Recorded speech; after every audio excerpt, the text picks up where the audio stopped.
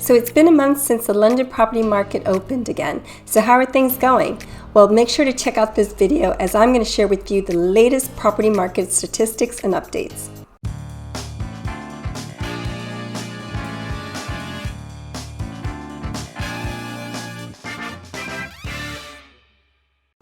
Hi everyone, I'm Ugo Renze with Onyx Property Consultants in Keller Williams. I am a London-based property agent and I love helping my clients with all of their real estate needs, whether they be buyers, sellers, or landlords.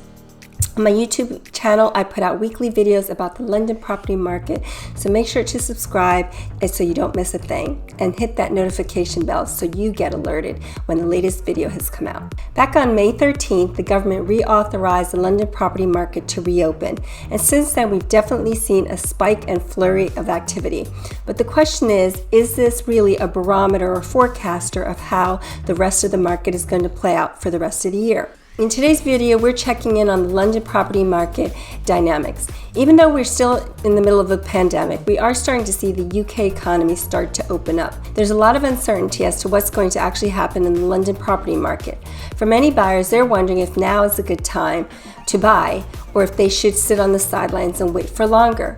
For many sellers, they're hearing about price reductions, so they're thinking actually let them hold on for a lot longer to see how the market plays out. There's also a lot of noise in terms of headline statistics, so in this video, I'm going to make sure to give you the key market data points that you should be aware of. One of the key dynamics that we've seen is that since opening up, we've definitely seen a surge of buyer activity and deals actually closing. According to HMRC, 48,450 homes were transacted in May when the market was reopened.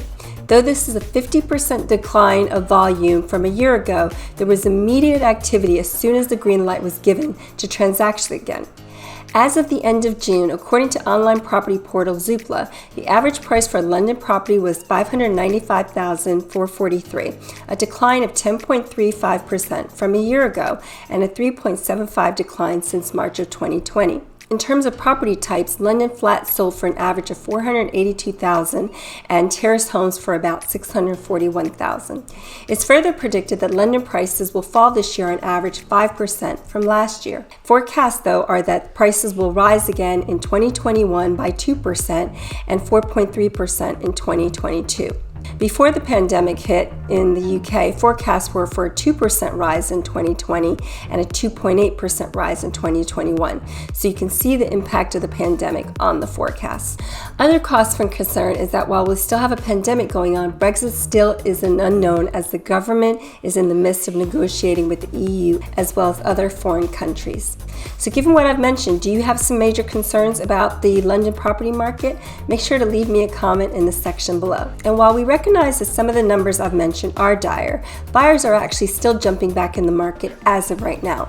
Registered applicants, which is the first sign of buyer interest, has doubled for many estate agents compared to the figures during the 51 days of complete lockdown. Many buyers are jumping in to take advantage of fewer buyers being in the market, the price declines that they've already seen, and very low interest rates. The average 2-year fixed-rate mortgage is in the range of 2.09%, while the cheapest deal we've seen is at 1.09%.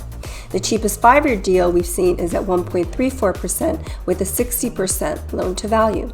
With that kind of buyer confidence, it may mean that price declines will not be as significant as currently being forecast. So no one really knows how things will fare. We've got potential unemployment increases happening as the furlough scheme phases out over the next few months, and the government has propped up the economy with a lot of additional capital. If we see those unemployment spikes and rises, then that definitely will also soften the market as you'll have fewer buyers who are able to get a mortgage and to buy a significant purchase like buying a home. So I hope this video has given you some key market statistics and dynamics that you should consider if you're thinking about buying or selling in the current market. At the end of the day, housing is still an essential product where people still need to buy and sell homes and to move.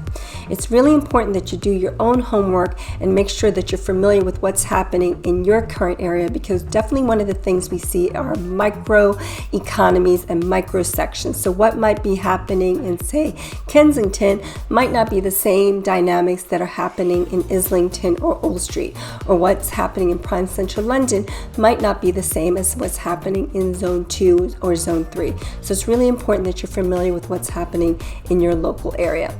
If you want to know more specifically about the buying or selling process and what you need to do to make sure you can optimize it on either side, make sure to download my free buying or seller's guide, and I'll have all the key steps and tips that you'll need to achieve your goals. Also, don't forget to give this video a thumbs up if you like the content. If you have specific questions about the London property market, please leave me a comment below or reach out, as I'm definitely happy to have a one-on-one consultation with anybody in the market.